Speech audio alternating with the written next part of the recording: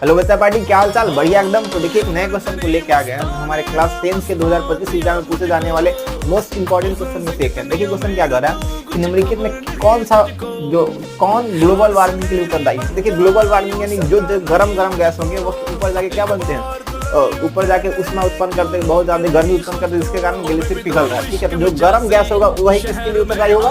Global warming के लिए। तो ऑप्शन नंबर देखिए NH3 नाइट्रिक एसिड, इसका यह हमारे वातावरण के लिए उतना गर्म नहीं होता। नाइट्रोजन भी हमारे वातावरण में उपस्थित है, जो गर्म गैस नहीं है। ऑक्सीजन भी गर्म नहीं है। तो इन सब में से गर्म कौन है? हमारा CO2 कार्बन डाइऑक्साइड, जो जितना भी धुआं होते हैं ऊपर जाएंगे, वायुमंडल में घेर लेंगे, जो गर्मी का एक विशेष कारण होता है। यानी ग्लोबल वार्मिंग के लिए उत्तरदायी सभी ऑप्शन में से सबसे गर्म गैस कौन है? CO2 कार्बन डाइऑक्साइड ही गर्म गैस, इसलिए ग्लोबल वार्मिंग के लिए क्या है? उत्तरदायी।